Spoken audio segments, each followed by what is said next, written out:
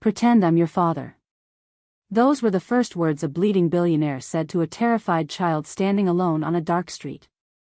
He wasn't her father. Her father died 9 years ago, or so she'd been told. But the truth? Her father had discovered something so dangerous that powerful men were now hunting his daughter to bury it forever. The envelope they stole. The neighbor who'd been watching for years. The syndicate that killed everyone who knew too much. One little girl. One flash drive. One night that would expose an empire built on blood. But when the mother finally arrived at the safe house and revealed what she'd been hiding all these years? The father's death wasn't an accident. The billionaire wasn't a stranger. And the child wasn't who anyone thought she was. What happened next shocked everyone. Before we dive into this story, please hit that subscribe button and drop a comment telling us the time of where you are watching from. Now, relax and enjoy the story, and make sure you watch till the end. Zuri Halden was 8 years old the first time she realized fear had a smell. It wasn't sharp like smoke or sour like spoiled milk. It was subtle, quiet, like the metallic tang that clung to her mother's hands after long shifts at the diner when tips were bad and rent was due. Fear lived in the corners of their small apartment in Claybrook County, in the flickering neon sign outside their window that buzzed all night like a dying heartbeat, in the way her mother's shoulders sagged when she thought Zuri wasn't looking. While other children ran through sprinklers and chased ice cream trucks, Zuri sat in the corner booth of Mel's diner with a worn notebook and a pencil she'd sharpened down to a stub, watching the world like it was a puzzle she needed to solve before it solved her first. She watched the truck drivers who ordered black coffee and never made eye contact, the women who counted change twice before paying, the men in wrinkled suits who ate alone and left without saying thank you. She noticed everything because noticing kept you safe, or at least that's what her gut told her every single day. Have you ever been a child who had to grow up before you were ready? Zuri didn't know she was living in survival mode. She thought everyone's stomach tightened when footsteps approached too quickly. She thought everyone counted exits before sitting down. She thought everyone held their breath when strangers stared too long. Her mother, Mela, was the only warmth in Zuri's cold little world. Mela worked doubles, triples when the manager allowed it, her hands raw from scrubbing grease off counters and her feet swollen from standing on unforgiving tile floors for 12 hours straight. But when she came home, no matter how bone-tired she was, she always kissed Zuri's forehead and whispered the same thing. "Life won't always be this small, baby. We just need one good turn." Zuri wanted to believe her. She really did. But Claybrook didn't give good turns. It gave broken promises, rusted playgrounds, and apartments where the heat only worked half the winter. Their home was a cramped one-bedroom on the 3rd floor of a building that smelled like old carpet and regret. The refrigerator shook like it had asthma, the pipes screamed every time someone flushed a toilet, and the walls were so thin Zuri could hear Mrs. Henley next door watching game shows until 2 in the morning. Every night, Zuri waited by the window for her mother to come home, counting headlights, listening for the familiar shuffle of tired feet on the stairwell. Every night, she prayed nothing bad happened on the walk from the bus stop. Because bad things happened in Claybrook. People disappeared. Women got hurt. Children learned not to walk alone after dark. Zuri didn't complain though. Complaining didn't change anything. So she watched, she learned, she absorbed every unspoken truth like a sponge soaking up something toxic. She learned that adults lied when they smiled too wide. She learned that silence was safer than questions. She learned that love sometimes looked like exhaustion, sacrifice, and whispered prayers in the dark. What she didn't know was that her quietness, her hyper-awareness, her ability to read danger in a stranger's eyes before they even spoke, wasn't just survival instinct. It was an inheritance. Her father had possessed the same gift. The ability to see patterns where others saw chaos. The ability to sense threats before they materialized. And that gift, that cursed, beautiful, dangerous gift, was the reason he was dead. But Zuri didn't know about her father. Mela never spoke his name. There were no pictures on the walls, no stories at bedtime, no explanations for why it was just the two of them against the world. Whenever Zuri asked, her mother's face would go somewhere distant and unreachable, and she'd say softly, "Some stories are too heavy for little shoulders, baby. When you're older." But being older felt like forever. And forever felt like drowning. One Tuesday afternoon, Zuri sat in her usual spot at the diner, doodling in her notebook while her mother wiped down tables in the back. The bell above the door chimed, and a man walked in. He wasn't like the regulars. He didn't shuffle or slouch or avoid eye contact. He moved with purpose, his boots barely making a sound on the checkered floor, his eyes scanning the room like he was memorizing exits, just like Zuri always did. He wore a dark jacket despite the heat, a baseball cap pulled low, and a scar beneath his jaw that looked old but deliberate. Zuri felt something shift in her chest. Not fear exactly. Something else. Recognition maybe, though she'd never seen him before in her life. The man ordered coffee from the counter, his voice low and controlled, and then he turned slightly, just enough for Zuri to catch his profile. And for one fleeting, impossible second, their eyes met. He was gray. Cold but not cruel. Tired but not defeated. And in that brief, electric moment, Zuri felt like he saw her. Not the way adults usually saw children, with dismissive smiles or distracted nods. He saw her the way she saw everyone else. Like she mattered. Like she was dangerous. The man looked away first, paid for his coffee, and left without a word. But Zuri's hands were shaking. She didn't know why. She didn't know who he was or why his presence made her heart race like she'd just run a mile. All she knew was that something had changed. The air felt different. The diner felt smaller. The world felt like it was holding its breath. That night, Zuri lay in bed staring at the ceiling while her mother slept beside her, one arm draped protectively across Zuri's small frame. The neon sign outside buzzed and flickered, casting shadows that danced across the walls like ghosts.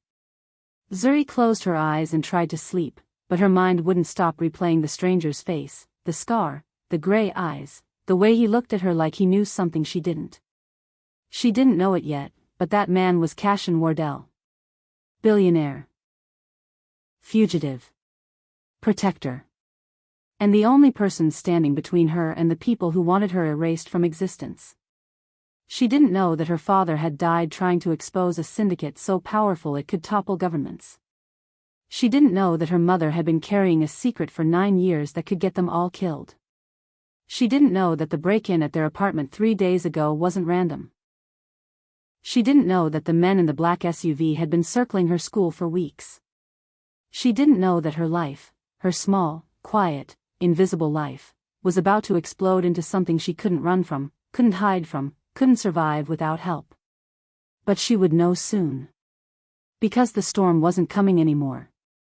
It was already here. And the girl who watched the world quietly was about to become the girl the whole world was watching. Cashin Wardell had never stepped foot in a town like Claybrook before, and it showed in the way his expensive boots looked out of place on cracked pavement, in the way his posture screamed discipline while everyone else slouched under the weight of defeat. His world was marble floors and private jets, boardrooms where billion-dollar deals closed with a handshake and a nod, penthouses so high above the city that the people below looked like ants. Yet here he was, hiding his face under a worn baseball cap, dressed in clothes that didn't fit his tax bracket, walking streets that smelled like gasoline and fried food and forgotten dreams. He wasn't here for business. He wasn't here for charity. He was here because a dying man's last words led him to this exact spot, and Cashin Wardell didn't ignore dying men, especially when that man was his father's most trusted operative. For 3 weeks, Cashin had been following encrypted coordinates left in a message so coded it took 6 experts to crack it. Those coordinates led him through abandoned airstrips in Nevada, quiet motels in Arkansas, and finally to Claybrook County, a place so unremarkable it didn't even show up on most GPS systems. But Cashin felt something the moment he arrived. It wasn't logic or reason. It was instinct, the kind soldiers talk about before ambushes, the kind that keeps you alive when everything else fails.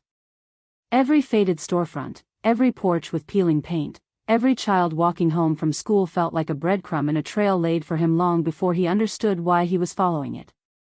The locals noticed him immediately. In a town where everyone knew everyone, strangers didn't go unnoticed, especially strangers who looked like they'd walked out of a different tax bracket entirely. Whispers started in the diner, spread to the gas station, echoed in the church parking lot after Sunday service.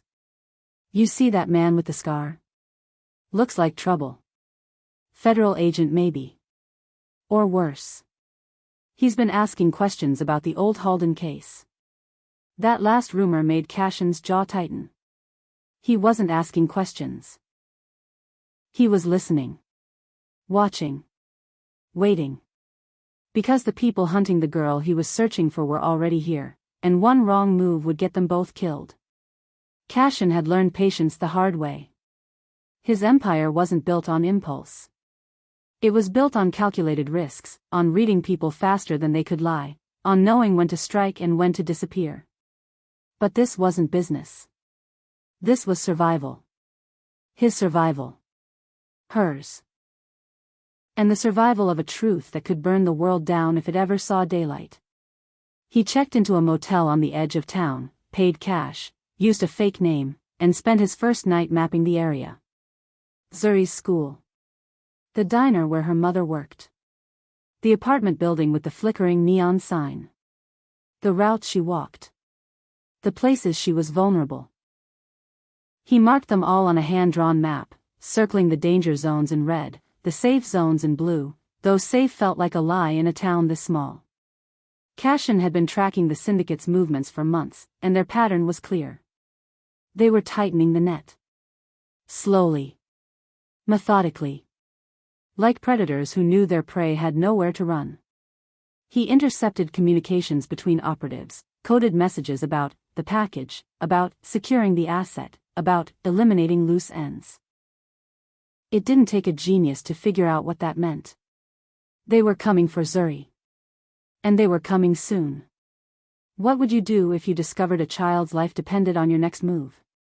Cashin had asked himself that question 100 times, and every time the answer was the same. He'd do whatever it took. Even if it cost him everything. On his third day in Claybrook, Cashin walked into Mel's diner just as the afternoon sun started to fade. The place smelled like burnt coffee and grease, and a jukebox in the corner played a song so old it felt like a ghost. He ordered coffee at the counter, and that's when he saw her. Zuri. Sitting in the corner booth with a notebook open, a pencil tucked behind her ear, her eyes darting from the door to the window to the strangers at the counter with a sharpness that didn't belong to an 8-year-old. Cashin's chest tightened. She looked so small. So fragile. But there was something in her posture, in the way she held herself, that reminded him of his father. The same vigilance. The same quiet strength. The same ability to see danger before it knocked. He watched her for longer than he should have, studied the way she chewed her pencil when she was thinking, the way she glanced toward the back of the diner where her mother was working, the way she exhaled like she was carrying weight no child should carry. And then, as if she felt his gaze, she looked up. Their eyes met for the second time. This time, Cashin didn't look away. He held her gaze, and in that silent exchange, something unspoken passed between them. Recognition. Not of each other, but of something deeper. A shared understanding that the world was dangerous, that trust was expensive, that survival required constant vigilance.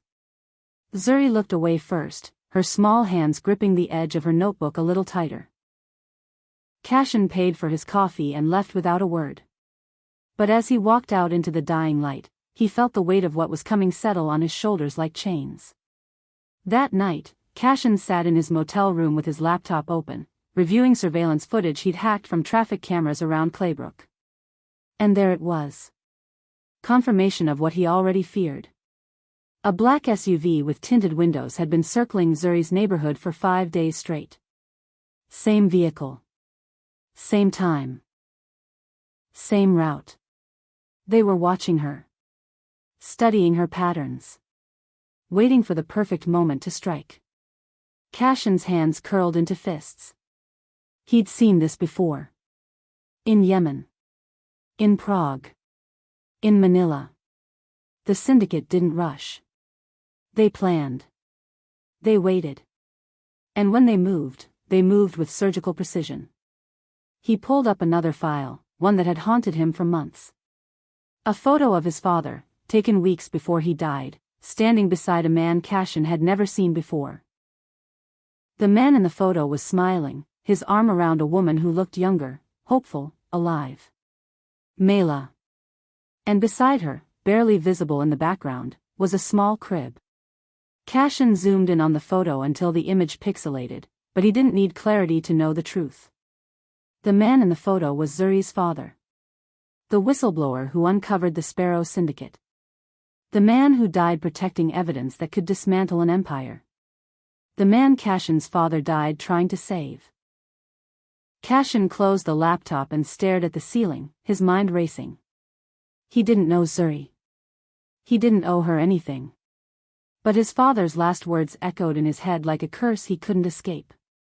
Find the girl if anything happens to me. Protect her. No matter what. Cashin had spent years trying to forget those words, trying to convince himself they were metaphor, riddle, deathbed nonsense. But now, sitting in a cheap motel in a forgotten town, watching surveillance footage of predators circling an innocent child, he knew the truth. His father wasn't speaking in riddles. He was giving an order. And Cashin Wardell didn't disobey orders. Not from the only man he'd ever truly respected. So he made a decision that night, one that would change everything. He wouldn't just watch Zuri from a distance. He wouldn't just track the syndicate's movements. He would step into the light. He would make contact. He would put himself between her and the monsters closing in. Even if it meant becoming a target himself. Even if it meant the empire he built would crumble.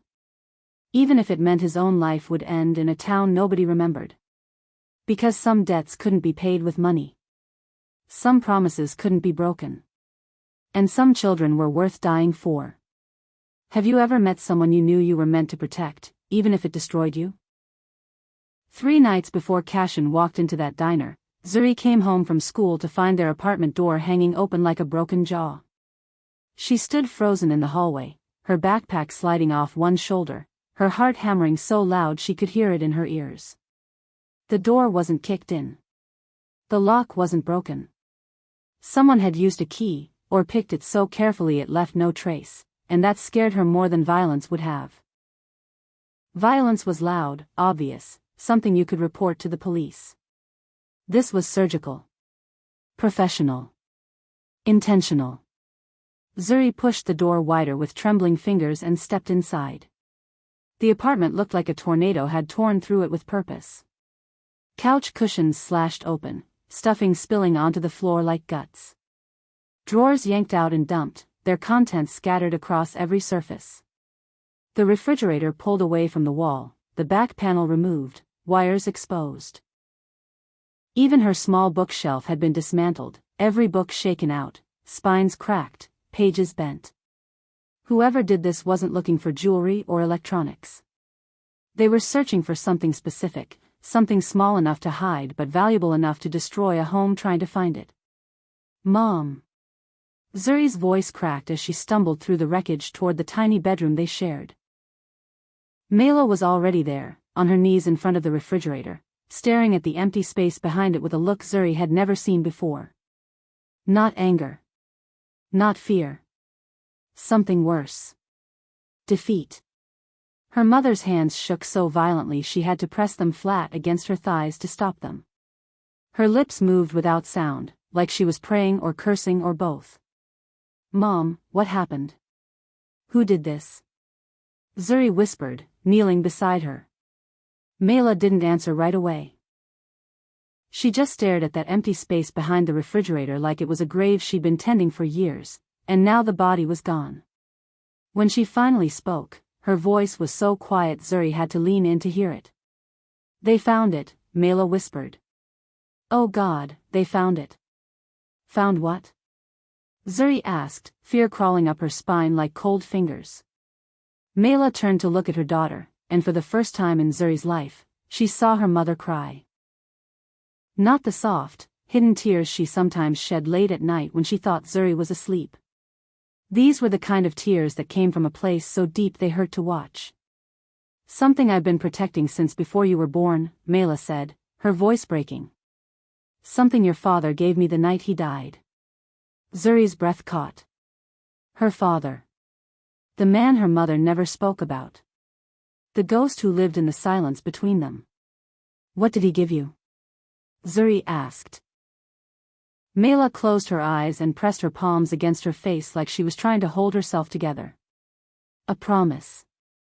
A burden. A target. She dropped her hands and looked at Zuri with raw, unfiltered terror. Baby, your father wasn't just a good man. He was a dangerous man. Dangerous because he knew things powerful people wanted buried. And the day he died, he sent me an envelope. He told me to keep it hidden, to never open it, to only give it to someone who said one word. Sparrow. Zuri's mind raced. What was in the envelope? I don't know, Mela said, shaking her head. I never opened it. I was too scared. But I kept it safe for 9 years. I taped it behind the refrigerator, wrapped it in plastic, checked on it every single night. And now it's gone. Her voice rose with panic. They have it, Zuri. Whoever they are, they have it now. The weight of those words settled over the room like ash. Zuri didn't fully understand what was happening, but she understood enough. Her father had died protecting something. Her mother had spent 9 years hiding it. And now the people who wanted it had found it. Which meant they'd be back. Not for an envelope this time. For the people who knew about it. Mela stood abruptly, pulled Zuri to her feet, and gripped her shoulders so tight it hurt. Her eyes were wild, desperate, the eyes of a mother who just realized she couldn't protect her child anymore. Listen to me very carefully, Mela said, her voice shaking but firm. If anything ever happens, if anyone ever comes for you, if I'm not there, you run. You hear me? You don't wait for me. You don't look back. You run and you only stop for someone who says the word sparrow. Nobody else. You understand? Zuri nodded, tears streaming down her face, even though she didn't understand, even though her whole world was collapsing and she didn't know how to hold the pieces. Why sparrow? Zuri whispered. Mela's face softened for just a moment, and she reached up to touch Zuri's cheek. Because that's what your father called you before you were born. My little sparrow. He said you'd be small but fierce, fragile but unbreakable. And the people who loved him, the people he trusted, they all knew that name. If someone says it, it means they knew him. It means they're trying to protect you. From who, Mom? Who's trying to hurt us? Mela's jaw tightened. People who don't want the truth to come out. People who've built empires on lies. People who've already killed to keep their secrets safe. That night, Mela didn't sleep. She sat by the window with a kitchen knife on her lap, staring at the street below like a soldier waiting for war. Zuri lay in bed pretending to sleep, but every creak of the building, every car engine outside, every shadow that passed their window made her heart race. Have you ever felt like the walls of your home couldn't protect you anymore?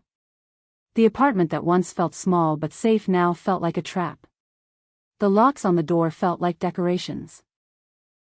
The darkness outside felt alive, watching, waiting. Around 3 a.m, Zuri whispered into the silence. Mom, are we going to die? Mela's voice came back steady, but Zuri could hear the lie underneath it. No, baby. I won't let that happen. But Mela knew the truth. She knew the syndicate didn't leave loose ends. She knew that the moment they took that envelope, they marked her and Zuri for elimination. She knew that tomorrow, or the next day, or the day after that, men would come. And when they did, she wouldn't be strong enough to stop them. All she could do was pray that the one person who might be able to help them was still alive. Cashin Wardell. The son of the man who died beside Zuri's father. The boy she'd met once, a lifetime ago, who'd looked at her with eyes too old for his age and said, If you ever need me, I'll come. She'd thought it was just words. Comfort from a grieving kid who didn't know what else to say. But now, sitting in the dark with a knife and her daughter and a terror so deep it felt like drowning, Mela let herself hope. Hope that Cashin remembered. Hope that he'd grown into the kind of man his father was. I hoped that he was already looking for them. The next morning, Mela called in sick to work for the first time in 3 years. She kept Zuri home from school. She locked every window, checked every lock, and kept her phone within arm's reach at all times. They ate cereal in silence, both too scared to speak, both pretending everything was fine even though the apartment still looked like a crime scene. Around noon, there was a knock at the door. Soft. Polite. Almost gentle. Mela's blood turned to ice. She grabbed Zuri's hand and pulled her toward the back bedroom, her breath coming in short, panicked gasps. The knock came again. Mrs. Holden? It's just me, Mrs. Henley from next door. I heard about the break-in. Wanted to check on you. Mela exhaled slowly, her hand pressed against her chest. Mrs. Henley. Their neighbor. The sweet older woman who brought them leftover biscuits and knitted scarves for Zuri every winter. Safe. Normal. Harmless. Mela opened the door just a crack, the chain still latched. Mrs. Henley stood in the hallway with a concerned smile, holding a casserole dish covered in foil. I made too much again, she said warmly. Thought you and Zuri might want some. Mela forced a smile. Thank you, Mrs. Henley. That's kind. She reached through the crack to take the dish, but as her fingers touched the foil, she noticed something. Mrs. Henley's hands weren't shaking from age like they usually did. They were steady. Controlled. And when Mela looked up into the older woman's eyes, she saw something that made her stomach drop. Recognition. Cold. Calculated. Mrs. Henley smiled wider. You should really invest in better locks, dear, she said softly. Then she turned and walked away, her footsteps echoing down the hall like a countdown. Mela slammed the door shut, her whole body trembling. She staggered backward, the casserole dish slipping from her hands and crashing to the floor. Zuri ran to her. Mom, what's wrong? Mela grabbed her daughter's face with both hands, tears streaming down her cheeks. We have to leave, she whispered. Right now. We have to leave right now. But deep down, Mela knew the truth. It was already too late. The syndicate wasn't just watching anymore. They were inside. And the people Zuri trusted most were the ones who'd been sent to destroy her. Cashin walked into Mel's diner for the 3rd time that week, and this time it wasn't just reconnaissance. The rain had started without warning, one of those sudden downpours that turned dirt roads into rivers and sent people scrambling for cover.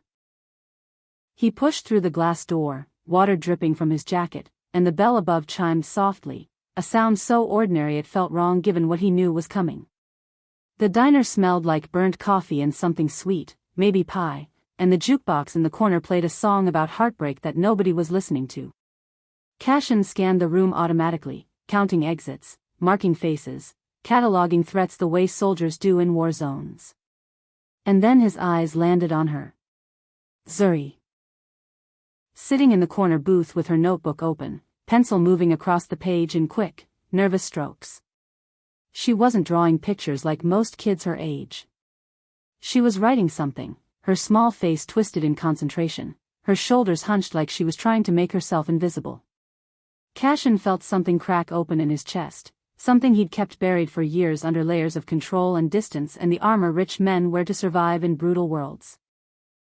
She looked so small sitting there, so fragile, but there was something in the way she held herself that reminded him of his father in the final days before he died. That same vigilance. That same quiet strength. That same look in her eyes like she was constantly calculating risk, constantly preparing for disaster. He moved toward the counter, ordered coffee he didn't want, and watched her from the corner of his eye. She wasn't laughing. She wasn't playing on a phone or tablet. She was watching the door, the window, the people coming and going, her gaze sharp and assessing in a way that made Cashin's stomach twist. No 8-year-old should look at the world like that. No child should carry that kind of awareness. It was the look of someone who'd learned that safety was an illusion, that adults couldn't always protect you, that survival required constant vigilance. Cashin knew that look because he'd worn it himself as a boy, after his father started working cases that made powerful people nervous, after their home got broken into twice in 1 year, after his mother stopped sleeping through the night. He'd grown up fast, just like Zuri was growing up fast, and he hated that she had to. The waitress brought his coffee and he paid without looking at her, his attention locked on the small girl in the corner who had no idea she was the most important person in this entire town, maybe in the entire country. She flipped a page in her notebook and started writing again, her pencil moving with intensity, like she was trying to capture something before it disappeared. Cashin wondered what she was writing. A story maybe. Or observations. Or fears she couldn't speak out loud. He took a sip of coffee that tasted like burnt tires and forced himself to look away, to not stare, to not make her uncomfortable. But every instinct in his body screamed at him to walk over there, to tell her she was in danger, to grab her hand and get her out of this town before the syndicate made their move. But he couldn't. Not yet. Because approaching her without a plan would put her in more danger, not less. The syndicate was watching. They had operatives embedded in this town, people like Mrs. Henley who smiled and brought casseroles and reported back to monsters. One wrong move and Cashin would blow his cover, and then nobody would be left to protect her. So he waited. He watched. And he memorized every detail of her face, every gesture, every habit, so that when the moment came, when danger finally showed its teeth, he'd know exactly how to move, exactly how to shield her, exactly how to get her out alive. Have you ever met someone and known instantly that protecting them would cost you everything? Cashin drained his coffee and stood to leave, but as he turned toward the door, Zuri looked up. Their eyes met for the second time, and this time the connection lasted longer, felt heavier. She stared at him with those deep, watchful eyes, and Cashin saw recognition there, not of his face but of something deeper. She recognized him the way prey recognizes a predator, or the way soldiers recognize each other in crowds of civilians. She knew he was different. She knew he was dangerous. She just didn't know if that danger was meant for her or for the people hunting her. Cashin held her gaze for 3 heartbeats, then nodded once, so subtly it could have been his imagination, and walked out into the rain. Behind him, Zuri's pencil had stopped moving. Her hand trembled slightly as she stared at the door he'd just walked through, something stirring in her chest she couldn't name. Fear maybe. Or hope. Or the terrible knowledge that nothing would ever be the same again. That night, Cashin sat in his motel room reviewing everything he knew, everything he'd gathered, everything that pointed to the storm about to break. The black SUV had circled Zuri's block again that afternoon. Twice. The pattern was tightening. They were preparing for extraction, and extraction in syndicate language meant kidnapping, interrogation, elimination. He had 48 hours at most. Maybe less. Cashin opened his laptop and pulled up a photo he'd been staring at for weeks, the one his father's operative had sent him before he died. It showed 2 men standing side by side, arms around each other's shoulders, smiling like brothers. One was Cashin's father. The other was a man Cashin had never met but whose face he'd memorized like scripture. Zuri's father. Beside them stood a younger Mela, radiant and hopeful, holding a small bundle wrapped in pink blankets. Zuri. Just days old. Innocent. Safe. Loved. Cashin traced the outline of his father's face with one finger, his jaw tightening. You asked me to find her, he whispered to the photo. You said protect her no matter what. So that's what I'm doing. Even if it kills me. He closed the laptop and stood, moving to the window where rain hammered against the glass like fists demanding entry. Somewhere out there in the dark, Zuri was lying in bed trying to sleep, probably failing, probably staring at the ceiling and wondering why her life felt like a countdown to something terrible. And somewhere else in that same dark, operatives were finalizing their plan, checking weapons, memorizing routes, preparing to take her. Cashin's phone buzzed. A single encrypted message from a contact he hadn't heard from in months. They move tomorrow night. Extraction team already in position. If you're going to act, act now. Cashin deleted the message and grabbed his jacket. Tomorrow night was too late. He had to make contact tonight.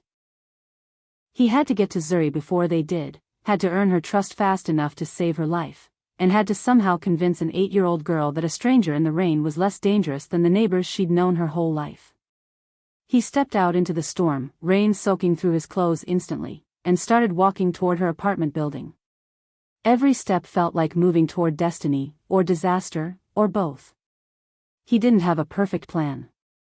He didn't have backup. He didn't have anything except a promise made by a dead man and a determination so fierce it felt like fire in his bones. When he reached her building, he stood across the street in the shadows, staring up at the third-floor window where a dim light glowed behind thin curtains. He could see movement inside. Mela pacing probably. Zuri maybe sitting on the bed, clutching her notebook like a shield. Cashin pulled out his phone and typed a message to a number he'd memorized but never called, Mela's emergency contact that his father's operative had left him. 3 words. It's time. Sparrow. He hit send and watched the window. 10 seconds later, the pacing stopped. The light flickered. And Cashin knew Mela had just read the message. Knew she was standing there right now, phone trembling in her hand, tears streaming down her face, because that one word meant everything. It meant someone remembered. It meant help was coming. It meant the son of the man who died protecting them had finally arrived. Cashin waited 5 more minutes, then his phone buzzed with a reply. 3rd floor. Back stairwell. 5 minutes. Come alone. Cashin smiled grimly. She was smart. Cautious. Good. He'd need her to be both if they were going to survive what came next. He crossed the street, entered through the back entrance, and climbed the stairs slowly, listening for footsteps, for breathing, for the sound of a trap closing. When he reached the 3rd floor, a door opened just a crack, and Mela's face appeared in the gap, eyes red from crying, jaw set with desperate courage. Are you Cashin? She whispered. Yes. Prove it. Cashin reached into his jacket and pulled out the photo, the one of their fathers standing together, and held it up. Mela's breath caught. Her hand flew to her mouth. And then she opened the door fully, grabbed Cashin's arm, and pulled him inside like he was salvation itself. Behind her, sitting on the bed with wide, terrified eyes, was Zuri. And for the first time since this nightmare began, Cashin and Zuri were finally in the same room. The girl he'd been sent to protect. The stranger she'd been taught to fear. And between them hung a question nobody had answered yet. Could they trust each other enough to survive what was coming? Because tomorrow night, the syndicate would come for her. And Cashin Wardell was the only thing standing between Zuri Halden and a darkness that had already swallowed everyone she loved. The morning after Cashin's midnight meeting with Mela, Zuri walked to school like she always did, 5 blocks through streets that smelled like exhaust and wet pavement, past the corner store with the faded Coca-Cola sign, past Mrs. Chen's house with the garden gnomes, past the empty lot where kids sometimes played basketball on a hoop with no net. But today felt different. The air felt thicker. The shadows felt longer. And Zuri couldn't shake the feeling that she was being followed, watched, studied like a specimen under glass. She kept her head down, her backpack straps gripped tight in both hands, her pace steady but not too fast because running meant fear and fear meant weakness, and her mother had taught her never to show weakness in Claybrook. At school, she sat through classes without hearing a word the teachers said. Math problems blurred together. History lessons sounded like white noise. During lunch, she sat alone in the corner of the cafeteria, pushing food around her tray, her stomach too tight to eat. The other kids laughed and shouted and threw things, living their normal lives, completely unaware that Zuri's world was collapsing in slow motion. How do you sit in a classroom and pretend everything's fine when you know people want you dead? When the final bell rang, Zuri packed her bag slowly, watching through the window as parents picked up their children, as buses loaded and drove away, as the schoolyard emptied until only a handful of walkers remained. She stepped outside into the late afternoon sun and started the walk home, each step feeling heavier than the last. Halfway home, the streetlights flickered. Once. Twice. Then died completely. Zuri stopped walking. It was 4:30 in the afternoon. The sun was still up. Streetlights didn't turn on this early, and they definitely didn't flicker and die unless something was wrong. Her heart began to hammer. Behind her, an engine rumbled. Low. Predatory. She turned slowly and saw a black SUV creeping forward with tinted windows and no headlights, moving so slowly it felt like a threat, like something stalking prey. Zuri's breath caught in her throat. Every instinct screamed at her to run, but her legs wouldn't move. The SUV rolled closer, close enough now that she could see her reflection in the dark glass, small and alone and terrified. The vehicle stopped 10 feet away. The engine idled. And then the door clicked. Someone inside was about to step out. Before the door could open fully, a large hand touched Zuri's shoulder. She gasped and spun around, her whole body flinching, ready to scream, ready to fight, ready to do whatever it took to survive. But the man kneeling before her wasn't a stranger. It was him. The man from the diner. The man with the gray eyes and the scar beneath his jaw. The man her mother had let into their apartment last night and spoken to in whispers Zuri couldn't fully hear. Cashin. His eyes locked onto hers with an intensity that made everything else disappear, the street, the SUV, the fear. You're in danger, he whispered, his voice low and controlled but vibrating with urgency. Pretend I'm your father. Zuri's mind went blank. Pretend he was her father? She didn't have a father. Her father was dead. But before she could ask questions, before she could process what was happening, Cashin stood and took her small hand into his much larger one. His palm was warm, steady, and strong. He raised his voice, loud enough for whoever was in the SUV to hear. Come on, sweetheart. Your mom won't like it if we're late. The SUV's engine revved. 2 doors opened. 2 men stepped out. Tall. Broad. Dressed in suits that didn't belong in Claybrook. Their faces were blank, emotionless, the kind of faces you see in nightmares. Cashin shifted his body between Zuri and the men, his grip on her hand tightening just slightly, just enough for her to feel the tension running through him like electricity. Keep walking, he murmured down to her, his voice calm but his jaw clenched so tight she could see the muscle jumping. Don't look back. Don't run. Just walk. Zuri obeyed. She took 1 step. Then another. Her legs felt like jelly but she forced them to move, forced herself to breathe, forced herself to trust this stranger who said he was protecting her. Behind them, footsteps. Heavy. Deliberate. Getting closer. Mr. Wardell, one of the men called out, his voice smooth and cold. You're making a mistake. Cashin didn't stop walking. Didn't turn around. Didn't acknowledge them. He just kept moving forward, his hand wrapped around Zuri's like a lifeline. We don't want trouble, the man continued. We just need to talk to the girl. 5 minutes. That's all. Cashin's voice came out flat, hard, final. Walk away. Can't do that. Then you'll have to go through me. The footsteps behind them stopped. Zuri could feel the weight of the moment pressing down on her chest like a stone. She wanted to look back, wanted to see what was happening, but Cashin's grip kept her focused forward. Cashin, she whispered, her voice shaking. What's happening? Just keep walking, Zuri.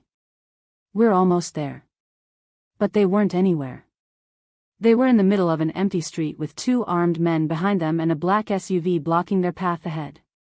They were trapped. And Zuri knew it. So did Cashin. Suddenly, the SUV's engine roared to life and it lurched forward, tires screeching, cutting off their escape route. Cashin stopped walking. His hand released Zuri's and moved to his jacket. "Zuri, listen to me very carefully," he said, his voice steady despite the chaos erupting around them. "When I tell you to run, you run to the corner store. You go inside and you don't come out until I come get you. You understand?" "But, do you understand?" His tone left no room for argument. Zuri nodded, tears streaming down her face, her whole body shaking. Behind them, one of the men spoke into a radio.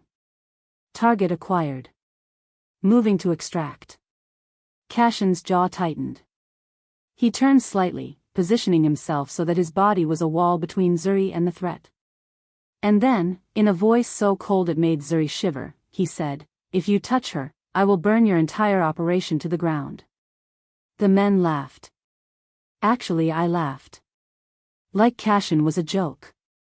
Like he was nothing. One of them pulled a gun. Not to shoot. Just to show it. To make a point. To remind Cashin that he was outnumbered, outgunned, and out of options. But Cashin didn't flinch. He stood there like a monument, like something immovable, and when he spoke again his voice was calm as death.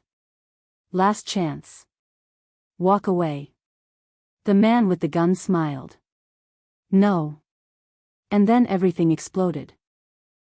Cashin moved faster than Zuri thought possible, his hand whipping out and grabbing the barrel of the gun, twisting it sideways, driving his elbow into the man's throat with brutal efficiency. The man dropped, gasping, choking, and Cashin spun toward the second man who was already reaching for his own weapon. "Run, Zuri. Now!" Cashin shouted. Zuri ran. She didn't think so. Didn't hesitate. She just ran as fast as her legs could carry her, her backpack bouncing, her lungs burning, her ears filled with the sound of shouting and scuffling and something that might have been a gunshot. She didn't look back. She couldn't. If she looked back she'd freeze, and freezing meant dying, and she wasn't ready to die. The corner store appeared ahead, its lights glowing like salvation, and Zuri burst through the door so hard the bell above nearly flew off its hinge. The clerk behind the counter looked up, startled, and Zuri collapsed against the wall, gasping for air, tears streaming down her face. "Call the police," she tried to say, but her voice wouldn't work. Outside, another gunshot cracked through the air. Zuri's heart stopped. Was Cashin okay? Was he hurt? Was he dead? She pressed her face against the glass window, searching the street, but all she could see was the black SUV and shadows moving fast and violently. Then, suddenly, the SUV's tires screeched and it peeled away, speeding down the street and disappearing around a corner. The street went quiet. Too quiet. Zuri held her breath, waiting, praying, begging God or the universe or anyone listening to let Cashin be okay. And then she saw him. Walking toward the store, limping slightly, his jacket torn, blood on his knuckles, but alive. Alive. Zuri burst out of the store and ran to him, her small body slamming into his legs, her arms wrapping around him like he was the only solid thing left in the world. Cashin stumbled but caught himself, his hand coming down to rest gently on her head. "You're okay," he whispered, his voice rough with pain and relief. "You're okay." But Zuri wasn't okay. None of them were. Because those men would be back. And next time, they wouldn't be so careless. Next time, they'd bring more guns, more men, more violence. And Cashin knew he couldn't fight an army alone. He pulled out his phone with shaking hands and sent a single message to Mela. "They know. We have to move. Tonight." Within seconds, Mela replied. "Where?" Cashin looked down at Zuri, at this small, brave, terrified girl who'd just survived her first real attack, and made a decision that would change all their lives forever. "The safe house," he typed. "I'll explain when we get there. Pack nothing. Bring no one. Trust no one." He hit send and knelt down so he was eye level with Zuri. Zuri, I need you to be brave a little longer. Can you do that? She nodded, even though she didn't feel brave. She felt small and scared and lost. Good, Cashin said. Because tonight, we disappear. And we don't come back until everyone who wants to hurt you is gone. Zuri swallowed hard. What if they find us? Cashin's eyes hardened. Then I make sure they regret it. Have you ever trusted a stranger with your life because you had no other choice?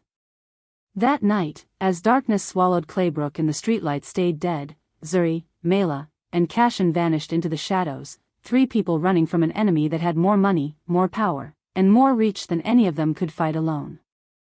But they had something the syndicate didn't. They had each other. And sometimes, that was enough. Sometimes. Cashin didn't stop walking until they reached a working streetlight 2 blocks away, far enough from the attack that they could breathe but close enough to still feel the danger crawling up their spines. He crouched down in front of Zuri, his breath uneven from the fight, rain beginning to drip from his cap and darken the collar of his jacket. His eyes searched hers with an intensity that should have scared her but instead made her feel seen in a way she'd never experienced before. Listen to me, he whispered, his voice softened just for her but still carrying the weight of something urgent, something desperate. Those men aren't here by accident. They've been following you for days. Zuri's eyes widened, her small chest rising and falling too fast. How do you know? Because I've been watching them, Cashin said. And I've been watching you. The words hung in the air between them, heavy and complicated. Any other child would have screamed, would have run, would have seen those words as a threat. But Zuri had learned to read people the way other kids read books, and what she saw in Cashin's eyes wasn't dangerous. It was heartbreak. It was fear. It was the look of someone who'd lost too much already and couldn't bear to lose anything else. What do they want from me? Zuri asked, her voice barely louder than a whisper. Cashin hesitated, and that hesitation felt like it carried the weight of years, of secrets too heavy for one person to hold. Your existence, he said finally, each word chosen carefully, is something many people want taken off the board. Zuri didn't understand. How could she? She was a girl whose entire world fit inside 5 blocks, whose biggest worry yesterday was whether she'd have enough lunch money, whose dreams didn't stretch beyond maybe getting out of Claybrook someday and becoming a teacher or a writer or anything that didn't involve grease stains and 12-hour shifts. And now this man, this stranger who wasn't really a stranger, was telling her that people wanted her dead just for being alive. I don't understand, she whispered, tears spilling down her cheeks. I'm nobody. I'm just me. Cashin's face softened, and for a moment he looked like he might cry too. Zuri, you're not nobody. He stopped himself, his jaw working like he was chewing on words too dangerous to say out loud. Then he tried a different approach. Do you know my mom? Zuri asked suddenly, her voice small but steady. Cashin looked away for the first time since he'd grabbed her hand. His throat moved as he swallowed something painful. I knew her, he said quietly. Before you were born. That answer made Zuri's heart thump hard against her ribs. Before she was born. Before her father died. Before everything became secrets and silence and her mother's exhausted face. Before Zuri could press further, before she could ask the 100 questions crowding her throat, Cashin slowly reached into his jacket pocket and pulled out something wrapped in plastic. He unfolded it carefully, protecting it from the rain, and turned it toward her. A photograph. Old. Worn at the edges. Protected like something precious. In the picture, a younger Mela smiled at the camera, her face full of light and hope, and standing beside her was Cashin, years younger but unmistakably him, his arm around her shoulders like they were family. Zuri's breath caught. Her hand reached out without permission, her fingers hovering over the image but not touching, like it might disappear if she made contact. That's my mom, she whispered. I know, Cashin said. We met a long time ago. Back when your father was still alive. The world tilted sideways. Zuri grabbed Cashin's arm to steady herself, her vision blurring with tears she couldn't stop. You knew my dad? Her voice cracked on the word dad, a word she'd barely ever said out loud because it felt like reaching for smoke. Cashin nodded slowly. Not well. But our fathers knew each other. They worked together on something dangerous, something that got them both killed. He paused, his eyes searching her face like he was trying to decide how much truth an 8-year-old could handle. Your father was a good man, Zuri. He died trying to protect people. And before he died, he made sure your mother had what she needed to keep you safe. The envelope, Zuri whispered, remembering the way her mother had stared at the empty space behind the refrigerator like it was a wound. They took it. Cashin's face went hard. I know. That's why they're escalating. They got what they came for, and now they're tying up loose ends. We're loose ends, Zuri said, her voice flat, numb. Yes. The honesty was brutal but somehow comforting. He wasn't lying to her. He wasn't treating her like a child who couldn't handle the truth. He was treating her like someone whose life depended on understanding exactly how much danger she was in. Have you ever had someone tell you the truth when everyone else was lying to protect you? Zuri wiped her face with the back of her hand and straightened her shoulders, something shifting inside her, some survival instinct clicking into place. What do we do now? She asked. Cashin smiled, just barely, just enough to show he was impressed. Now we survive. And to do that, I need you to trust me even when it doesn't make sense. Can you do that? Zuri thought about it. I really thought about it. This man had appeared out of nowhere, had fought armed men in the street for her, had a photo of her mother from a lifetime ago, and knew things about her father that nobody else had ever told her. He was dangerous. He was violent. He was everything her mother had always warned her to avoid. But he'd also stood between her and people who wanted her dead. He'd also told her to run when he could have used her as a shield. He'd also knelt in the rain and spoken to her like she mattered. Okay, Zuri said finally. I trust you. Something in Cashin's expression cracked open, just for a second, and Zuri saw the man beneath the armor. Someone lonely. Someone was scared. Someone carrying guilt so heavy it had bent his spine. Thank you, he whispered, and it sounded like a prayer. They started walking again, staying in the shadows, avoiding the main streets where cameras might see them or neighbors might ask questions. As they moved through the darkening town, Cashin kept his body angled to shield Zuri, kept his eyes scanning rooftops and parked cars, kept one hand near the weapon Zuri now knew he carried. Where are we going? She asked. Somewhere safe. Somewhere I prepared just in case. Just in case what? Just in case I found you. That answer settled into Zuri's bones like cold water. He'd been preparing for this. He'd been looking for her. He'd known this moment would come. How long have you been looking for me? She asked quietly. Cashin glanced down at her, and in his eyes she saw the answer before he spoke it. 9 years, he said. Since the day you were born. Zuri stopped walking. 9 years. Her entire life. He'd been watching, waiting, preparing to protect a child he'd never met because his father had asked him to. Because her father had died for something important. Because their lives were tangled together in ways she was only beginning to understand. Why? The question came out small, broken, desperate. Why would you spend 9 years protecting someone you don't even know? Cashin stopped too. He turned to face her fully, and when he spoke his voice was raw with emotion he'd been holding back. Because my father died trying to save yours. Because the last thing he ever said to me was find the girl if anything happens to me. Because I've spent 9 years trying to outrun that promise and I can't. Because, his voice broke. Because you deserve to live, Zuri.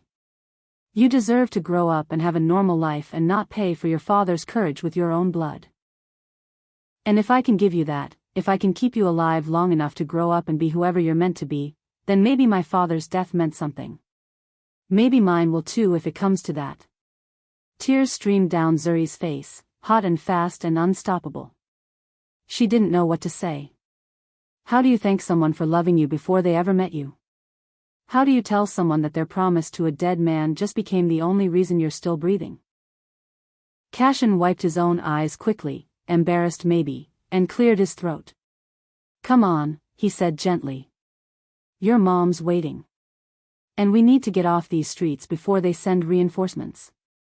They walked the rest of the way in silence, but it was a different kind of silence now. Not the silence of strangers. The silence of two people who'd just become something more than that. Family maybe. Or soldiers in the same war.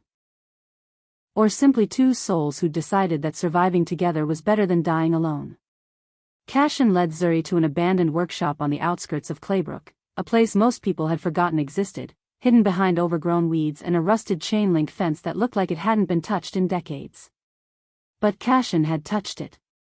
He'd cut the lock weeks ago, replaced it with his own, cleared a path through the weeds that didn't look cleared unless you knew where to step. This was his contingency plan, his emergency extraction point, the place he'd prepared hoping he'd never need it. As they approached the heavy steel door, Cashin pulled out a key and worked 3 different locks with hands that trembled just slightly, adrenaline finally catching up to him now that the immediate danger had passed. The door swung open with a groan and they stepped inside. Cashin immediately locked it behind them, securing latches that looked military-grade, the kind designed to withstand battering rams and bullets. Zuri stood in the dim light looking around, her arms wrapped around herself like she was trying to hold her body together. The workshop smelled like dust and motor oil and something metallic she couldn't name. Old tools hung on pegboards, their shapes casting strange shadows on the walls. But what caught her attention, what made her breath hitch in her throat, were the maps. Dozens of them pinned across every available surface, covered in circles and arrows and red marks that looked like wounds. She stepped closer, her eyes adjusting to the low light, and felt her stomach drop. The maps showed Claybrook. Her school. Her apartment building. The diner where her mother worked. The playground where she sometimes sat alone during recess. And marked on every single map were tracking routes, dates written in coded numbers, patterns of movement that circled tighter and tighter around her life like a noose. How long have they been watching me? Zuri whispered, her voice so small it barely disturbed the air. Cashin didn't answer immediately. He touched the edge of one map, his fingers running over dates that went back months, maybe longer. Too long, he said finally, his voice heavy with something that sounded like guilt. And they're getting bold. The attack tonight wasn't meant to scare you. It was meant to take you. Zuri's legs felt weak. She stumbled backward and sat down hard on an old wooden crate, her hands gripping the edge until her knuckles turned white. A tear formed in the corner of her eye, but she refused to let it fall. She was tired of crying. Tired of being scared. Tired of feeling like the whole world was closing in on her and she had nowhere to run. Cashin noticed but didn't comment. Instead, he walked to an old metal drawer, opened it slowly, and removed a small black box. He brought it to Zuri and opened it carefully, revealing something that looked ancient and important. A silver emblem etched with a sigil, a winged sparrow carrying a key in its talons. The metal caught the dim light and seemed to glow. Do you recognize this? Cashin asked. Zuri shook her head, her eyes fixed on the emblem like it might come alive. Your mother does, Cashin said softly. This is what she's been protecting for 9 years. This is what the men in the SUV were looking for when they tore your home apart. Zuri stared at the emblem, sensing an importance she couldn't yet define, feeling the weight of history and danger pressing down on her chest. What is it? It's a key, Cashin said. Not a real key. A symbol. Your father and mine, they worked together on something called Operation Sparrow. They uncovered evidence that could destroy the most powerful criminal network in the world. And this emblem was how they identified allies, how they knew who to trust when everyone else was trying to kill them. Why me? Zuri whispered, her voice breaking. Why are they after me? I'm nobody. I don't know anything. I don't have anything. Cashin knelt in front of her, his gray eyes soft but unwavering. Zuri, you are the daughter of a man the world believes died in a plane crash. A man whose knowledge could destroy a criminal empire that reaches into governments, corporations, banks, everything. You're not nobody. You're the last living heir to what he died for. The words crashed over Zuri like a wave, drowning her in their enormity. Heir. Empire. Knowledge. These weren't words that belonged in her life. These were words from movies, from books, from a world that had nothing to do with a girl who lived in a one-bedroom apartment and ate cereal for dinner 3 nights a week. I don't want to be an heir, she said, her voice rising with panic. I don't want any of this. I just want my mom and I want to go home and I want everything to be normal again. I know, Cashin said, his voice gentle. But normal ended the day your father found out what he found out.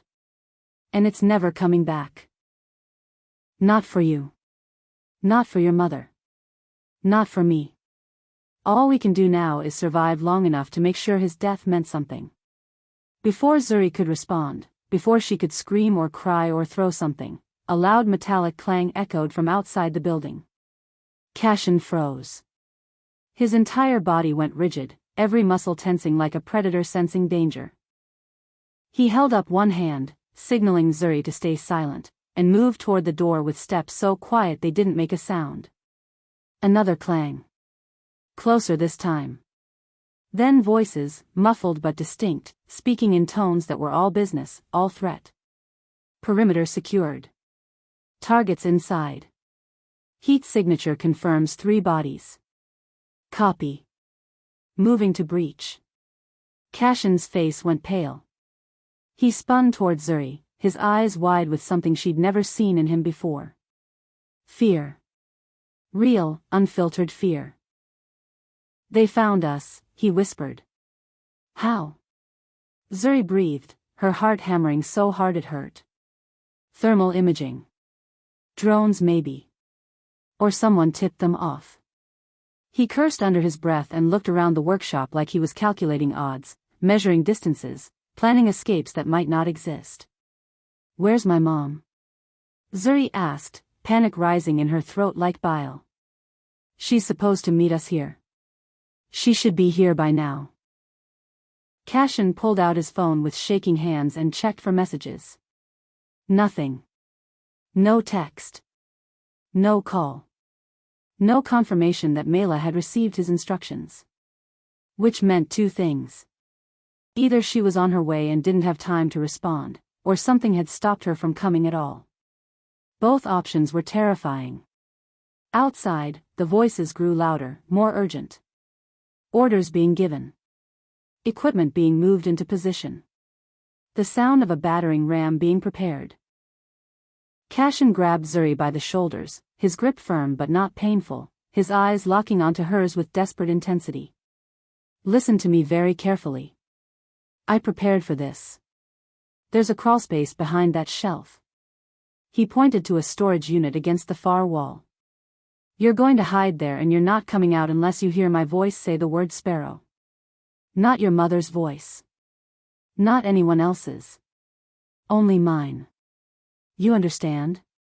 No, Zuri said, shaking her head violently. No, I'm not leaving you.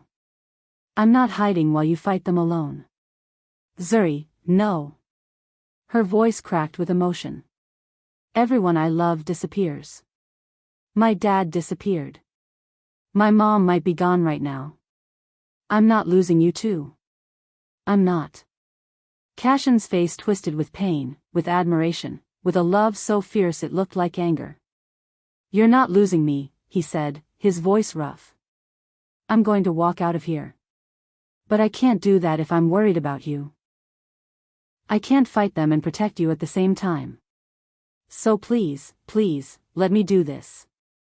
Let me keep the promise I made to my father. Let me save you. Tears streamed down Zuri's face but she nodded, her body shaking, her heart breaking. Cashin pulled her into a quick, fierce hug, his arms wrapping around her small frame like he could shield her from the whole world. You're brave, he whispered into her hair. Braver than any soldier I've ever known. And when this is over, when you're safe, I'm going to make sure you have the life your father wanted for you. I promise. He released her and lifted her onto the storage shelf, pushed aside a loose panel, and revealed a crawlspace barely large enough for her body. Zuri crawled inside, her limbs trembling, her breath coming in short gasps. Cashin slid the panel shut, and her last glimpse of him was a man standing alone in darkness, facing a steel door that was about to explode inward, his jaw set with the quiet resolve of someone ready to die protecting what mattered most. Then everything went black. And Zuri heard the first gunshot. Cashin extinguished the single lamp in the room, plunging them into darkness so thick Zuri could feel it pressing against her skin from inside the crawlspace. She heard him move across the workshop floor, his footsteps deliberate and controlled, the sound of someone who trained for moments like this. Through the crack in the panel she could barely see his silhouette as he positioned himself near the door, his hand moving to his jacket where she knew the weapon was hidden. The metallic rattling outside grew louder, more insistent, and then a voice broke through the steel barrier. A woman's voice. Familiar. Warm. Safe. Cashin, open up. It's me. Zuri's heart leaped. She knew that voice. It belonged to Mrs. Henley, their neighbor, the sweet older woman who brought them leftover biscuits on Sundays and always complimented Zuri's drawings. Mrs. Henley would help them. Mrs. Henley would know what to do. But Cashin didn't move. He stood perfectly still, his body tense as wire, and whispered one word. Stay. The command was meant for Zuri, a reminder that no matter what she heard, no matter who spoke, she was to remain hidden until he gave the signal. Mrs. Henley's voice came again, trembling now, sounding frightened. Please, I saw the men. They were circling the block looking for you. I came to warn you. I want to help. Cashin stepped closer to the door but didn't unlock it. His voice when he spoke was cold, measured, nothing like the gentle tone he'd used with Zuri moments before. Who told you we were here? Silence. A dangerous, heavy silence that stretched too long. Then Mrs. Henley's voice returned, but something in it had changed. The warmth was still there but underneath it ran something else. Something calculated.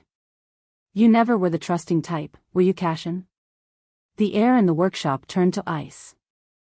Zuri felt her stomach drop, felt the world tilt sideways as understanding crashed over her. Mrs. Henley wasn't here to help. Mrs. Henley was one of them. Cashin's hand tightened around his weapon. How long? He asked quietly. How long have you been watching her? Since the beginning, Mrs. Henley said, and now her voice was different entirely, stripped of pretense, cold and professional. Since Mela moved into that apartment with a screaming baby and secrets she thought nobody would notice. I've been the eyes on the ground for 9 years, Cashin. Every birthday, every scraped knee, every parent-teacher conference. I reported it all. Zuri pressed her hand against her mouth to keep from screaming. Mrs. Henley had been in their home. Had held Zuri as a baby. Had knitted her scarves and brought her soup when she was sick. And the whole time, she'd been reporting their lives to the people who wanted them dead. How do you survive when even kindness is a weapon? Outside, the door hinges screamed as someone began forcing entry. Cashin moved fast, grabbing Zuri's shelf and shoving it aside to reveal the crawlspace. Go deeper, he hissed.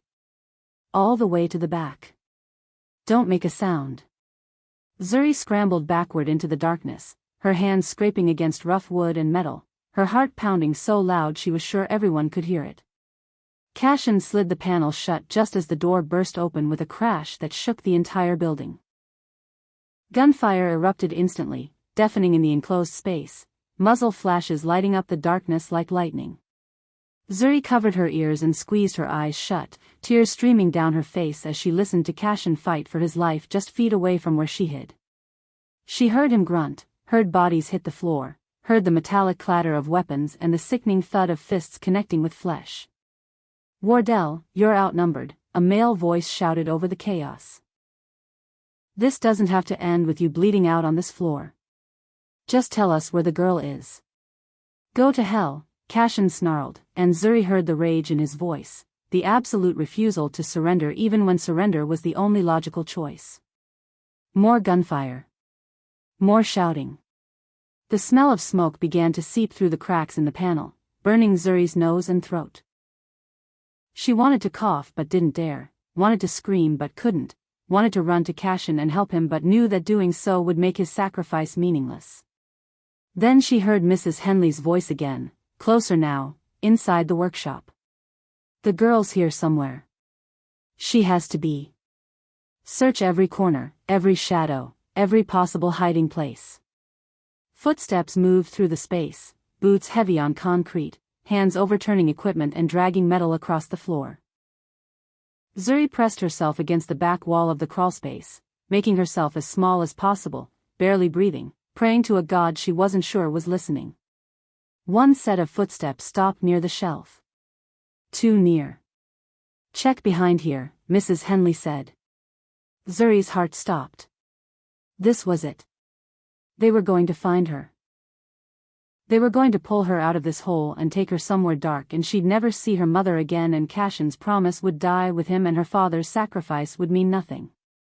She heard hands gripping the shelf, heard the scrape of wood against concrete as someone tried to move it. And then Cashin's voice cut through the chaos like a blade. You want her? Come through me first. A flash grenade detonated. Even through the panel Zuri saw the burst of white light, felt the concussive force shake the walls, heard the screams of men temporarily blinded and disoriented. Cashin was making his move, using the chaos to turn the tide, refusing to go down quietly. The gunfire intensified. Someone screamed. Something heavy crashed to the ground. And then, suddenly, everything went quiet. Not peaceful, quiet. The kind of quiet that comes after violence, when smoke still hangs in the air and bodies are still deciding whether to keep breathing. Zuri waited, every muscle in her body locked tight, listening for the word that would tell her it was safe to come out. Sparrow. That's what Cashin had said. Don't come out unless you hear my voice say Sparrow. Footsteps approached the crawlspace again. Slow. Deliberate. A hand touched the panel. Zuri, a voice whispered. Cashin's voice. Zuri, it's okay. You can come out now. Relief flooded through her so powerfully she almost sobbed. He was alive. He'd won. They were safe. She started to push the panel open when something stopped her. Cashin hadn't said the word. He'd said her name. He'd said it was okay. But he hadn't said Sparrow. Zuri froze, her hand on the panel, her mind racing. Was she being paranoid? Was she overthinking? Or was her gut telling her something her heart didn't want to believe? Zuri, please, the voice said again, softer now, tinged with exhaustion. I'm hurt. I need your help. Come out. It sounded like Cashin. It sounded exactly like him. But he didn't say a word. The panel began to slide open from the outside, light spilling into the crawlspace, and Zuri saw a hand reaching in. A hand covered in blood. She couldn't see the face yet, but she could see the hand, and something about it was wrong, the fingers too thick, the knuckles too scarred. That wasn't Cashin's hand. Zuri did the only thing she could do. She screamed. The hand jerked back and a face appeared in the opening. Not Cashin's face. A stranger's face, hard and cold, with a smile that made Zuri's blood turn to ice.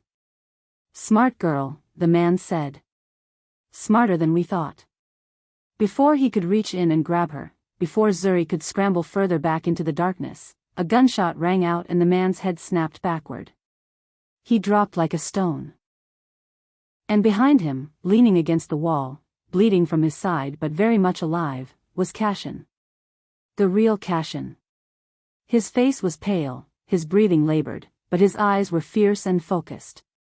Sparrow, he said, his voice weak but clear. That's the word, Zuri. Sparrow. Zuri burst out of the crawlspace and threw herself at him, her small body colliding with his wounded one, but Cashin didn't flinch. He wrapped one arm around her and held her tight while his other hand kept his weapon trained on the doorway where more shadows were moving. "How many are left?" Zuri whispered against his chest. "Too many," Cashin admitted. "And I'm running out of ammunition and options." "What do we do?" "We wait for your mother," he said. "And we pray she gets here before they do." Outside, engines rumbled. Dozens of them. The sound of reinforcements arriving, of an operation escalating from extraction to siege. Cashin looked down at Zuri, and in his eyes she saw the terrible truth. He didn't think they were going to make it out. He didn't think prayer or luck or skill would be enough this time. But he smiled anyway, a small, sad smile that broke Zuri's heart. "I kept my promise," he whispered. "I found you. I protected you. And even if this is where it ends, even if we don't walk out of here, know that your father would be proud. Know that you're worth every bullet, every scar, every moment of this fight." Zuri opened her mouth to respond, to tell him he couldn't give up, to beg him to find a way out. But before she could speak, the back door of the workshop exploded inward. And standing in the smoke and debris, holding a gun with steady hands and fire in her eyes, was Mela. "Get away from my daughter," she said, her voice cold as death. And for the first time since this nightmare began, Zuri believed they might actually survive. Mela didn't look like a diner waitress anymore.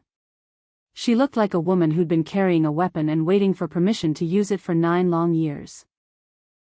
Her hair was pulled back tight, her jaw set with determination that came from a place deeper than courage, somewhere between rage and love and the kind of desperation that turns ordinary people into warriors. She fired twice over Cashin's shoulder, each shot precise and controlled, dropping 2 operatives who'd been closing in from the shadows. "Mom!" Zuri screamed, breaking free from Cashin and running toward her mother. Mela caught her with one arm, the other still holding the gun steady, her eyes never leaving the doorway where more men would come any second. "Baby, I'm here. I'm here now," Mela said, her voice shaking but strong. She looked at Cashin, at the blood soaking through his shirt, at the exhaustion carved into his face. "Can you move?" "I can fight," Cashin said, which wasn't really an answer but was the only answer that mattered. He pushed himself off the wall, pain flashing across his features, but he stood tall and reloaded his weapon with hands that trembled only slightly. "How many are outside?" "At least a dozen," Mela said. "Maybe more. They've got the building surrounded. I came through the back but they'll seal that exit within minutes." Cashin nodded, his mind already calculating odds that didn't favor them. "We need a diversion. Something to split their attention." "I have an idea," Mela said, reaching into her jacket and pulling out something small and rectangular. "A phone.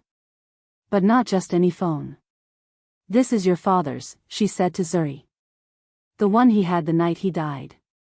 It's been off for 9 years. They can't track it because it's never been turned on. But if I power it up now, every system they have will light up like Christmas.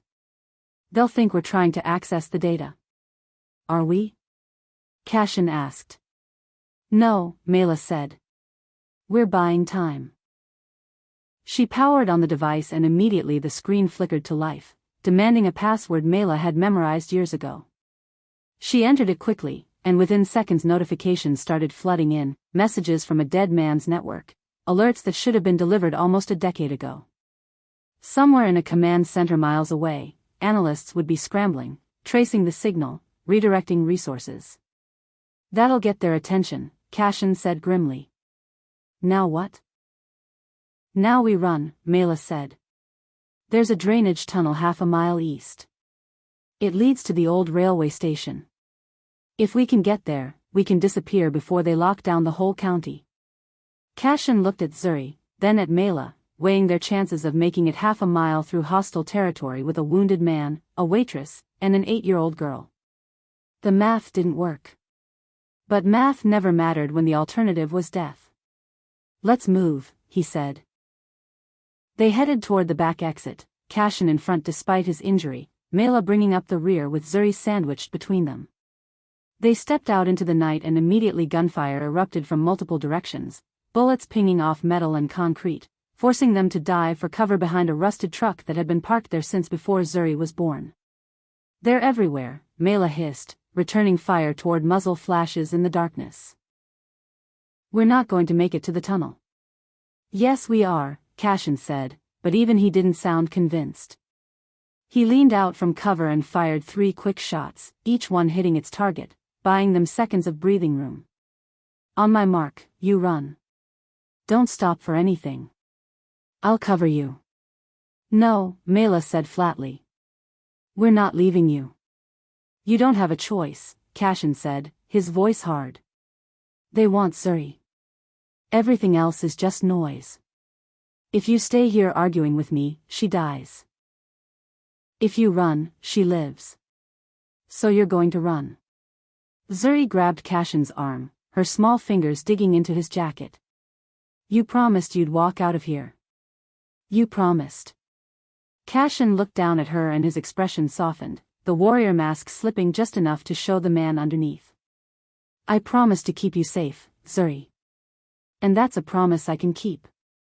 But some promises cost more than others." Tears streamed down Zuri's face. "I don't want you to die for me." "Then live for me," Cashin said. "Live long enough to grow up and be extraordinary. Live long enough to make your father's sacrifice mean something. Can you do that?" Before Zuri could answer, an explosion rocked the far side of the building, flames erupting into the night sky, debris raining down like shrapnel. Someone had thrown a grenade or detonated something bigger, turning the siege into an all-out assault.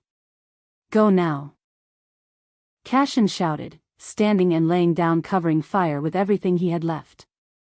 Mela grabbed Zuri's hand and ran, her feet pounding across broken pavement, her heart screaming at her to go back but her mind knowing that going back meant losing everything. Zuri ran too, her legs burning, her lungs aching, her eyes blurred with tears as she looked back over her shoulder one last time. Cashin stood alone in the firelight, a silhouette against the flames, reloading his weapon and firing with mechanical precision, dropping one operative after another. He looked like something out of a myth, a hero from stories her father might have told her if he'd lived long enough. Then a bullet caught him high in the shoulder and he spun, dropping to one knee but not falling, not stopping, not surrendering.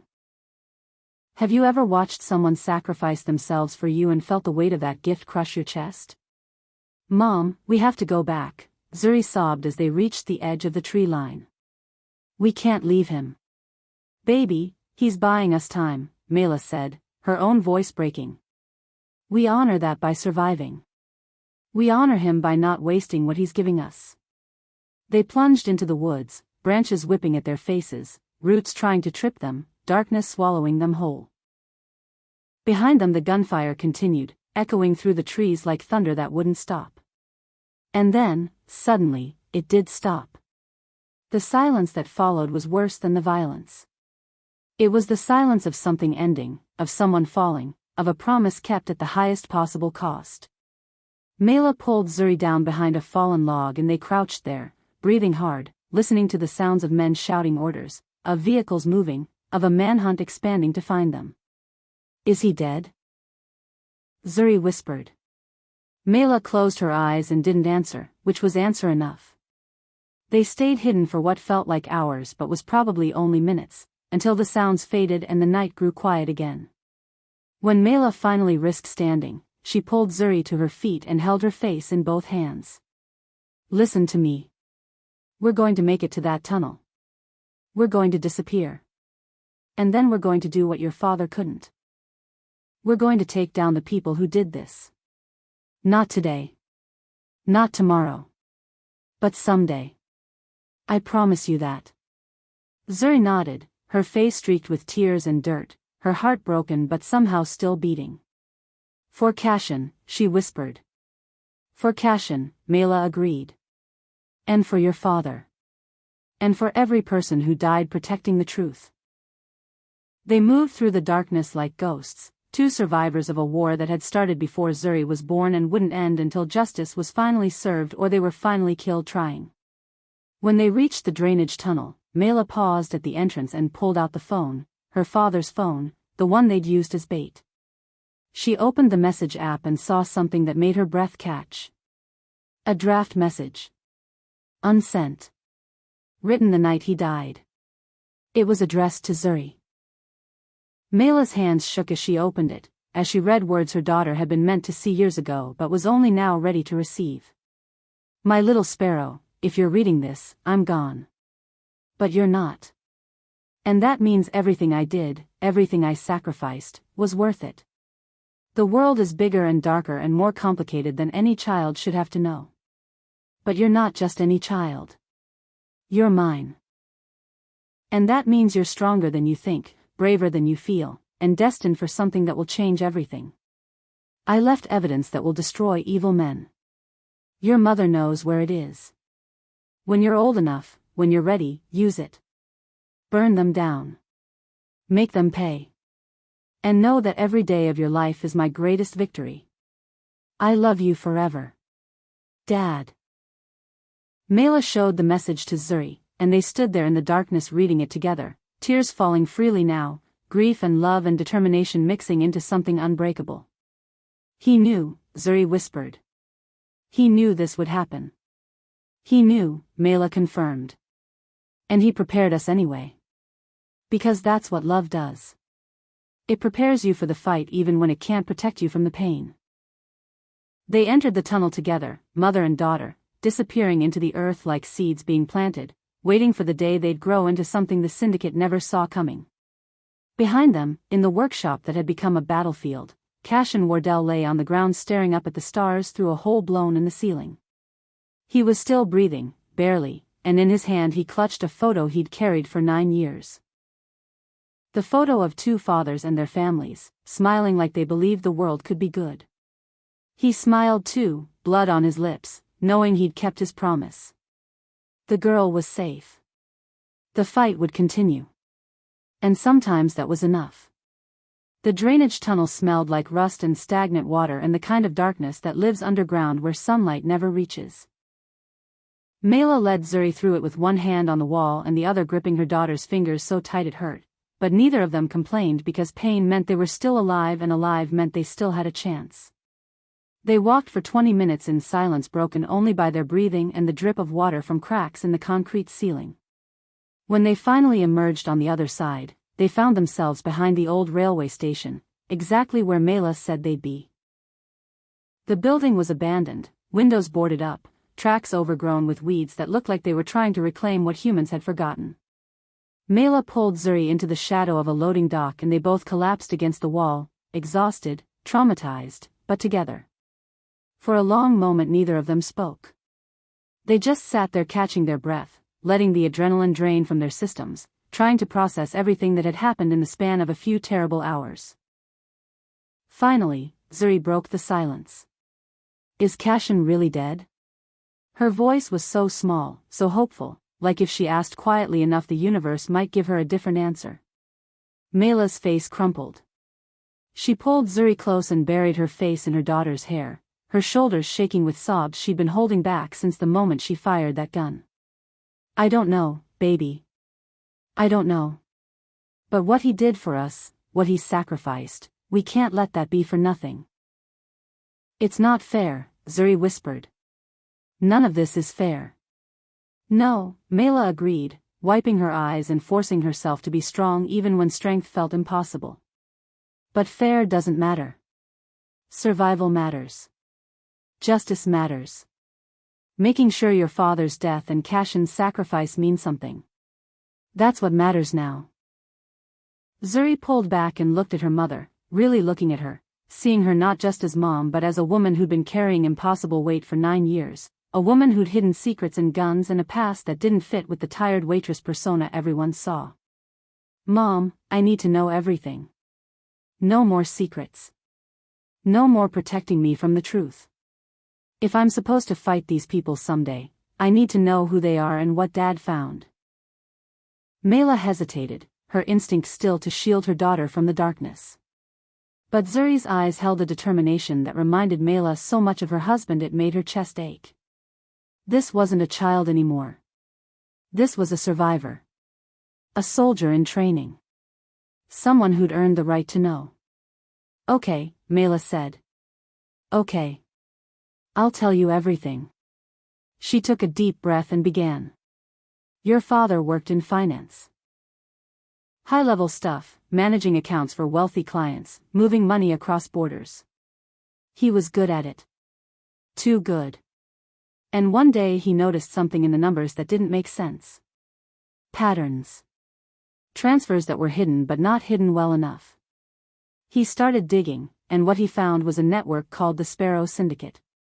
Zuri's eyes widened. The emblem. The winged sparrow carrying a key. What is it? It's the biggest criminal organization in the world, Mela said quietly. But it doesn't look like what you'd expect. It's not street gangs or drug cartels. It's billionaires and politicians and CEOs. People who use their power and money to control everything: governments, markets, wars, elections. Your father found proof. Account numbers, names, recordings. Enough evidence to bring down hundreds of the most powerful people on the planet.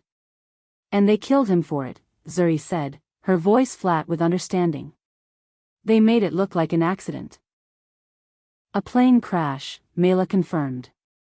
But the night before he died, he sent me everything. The evidence. All of it. He told me to keep it safe until someone from Operation Sparrow came for it, someone who'd know what to do with it. Operation Sparrow, Zuri repeated. That's what Dad and Cashin's father were working on. Yes. They were building a case, gathering allies, preparing to expose the whole thing. But they got caught. Cashin's father was killed first. Then yours. And I was left with this. Mela reached into her jacket and pulled out something that made Zuri's breath catch. A small flash drive. Wrapped in old worn cloth. Protected like the most precious thing in the world. This, Mela said, holding it up, is why they want us dead. This little piece of plastic contains bank records, communications, video confessions, everything your father died collecting. And the syndicate has spent 9 years trying to find it, trying to eliminate anyone who might know where it is. Zuri stared at the flash drive, at the tiny object that had shaped her entire life without her even knowing it existed. Why didn't you use it? Why didn't you give it to the police or the FBI or someone? Because the syndicate has people everywhere, Mela said. Police, FBI, judges, politicians. Your father didn't know who to trust. That's why he created Operation Sparrow, a network of people outside the system who couldn't be bought or threatened. But when he died, that network fell apart. Most of them were killed or went into hiding. I didn't know who was left. I didn't know who I could trust. So I just kept running, kept hiding, kept praying we'd survive long enough for someone to come help us. And then Cashin came, Zuri whispered. Mela nodded, tears spilling down her cheeks again. His father's dying message told him to find you. To protect you. And he spent 9 years preparing, planning, building resources so that when the time came, he could be what we needed him to be. A hero, Zuri said softly. A hero, Mela agreed. They sat in silence for a moment, both of them mourning a man they'd known for less than a day but who'd changed their lives forever. Then Zuri reached out and touched the flash drive, her small fingers brushing the cloth. What do we do with it now? Mela looked at her daughter, at this 8-year-old girl who'd survived more in one night than most people survived in a lifetime, and made a decision. We wait. We grow stronger. We prepare. And when you're old enough, when you're ready, we use it. We burn them down. All of them. How long? Zuri asked. However long it takes, Mela said. Your father waited years to gather this evidence. We can wait years to use it right. But make no mistake, baby. This isn't over. This is just the beginning. Zuri nodded, her jaw set with determination that looked too old for her face. For Dad. For Cashin. For everyone they killed. For everyone they killed, Mela echoed. She wrapped the flash drive back in its cloth and tucked it deep into her jacket, then stood and pulled Zuri to her feet.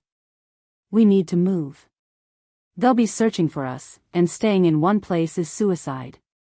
Where do we go? Zuri asked. Mela smiled, a tired, grim smile that held more pain than hope but held hope nonetheless. I have a contact.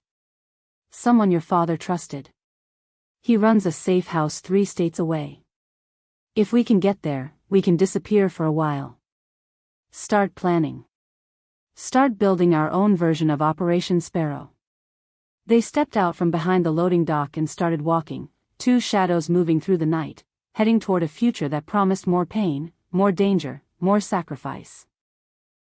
But also something else. Purpose. A reason to keep fighting.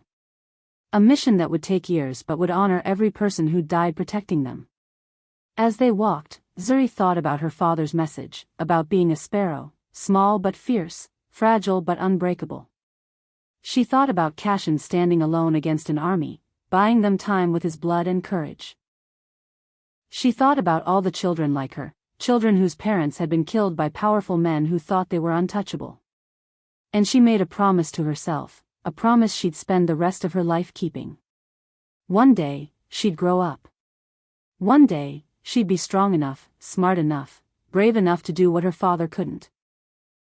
One day, she'd take that flash drive and use it to destroy the people who'd stolen her childhood, who'd killed her heroes, who'd built empires on the bones of good people.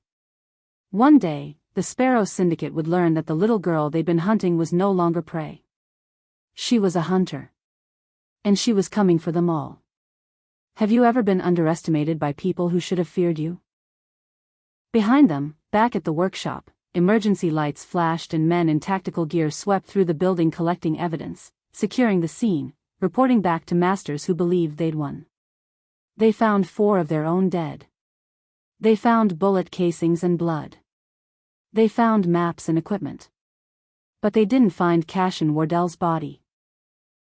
Because when they reached the spot where he'd fallen, when they shined their lights on the ground expecting a corpse, all they found was an empty space, a trail of blood leading to a broken window, and the echo of a promise that refused to die.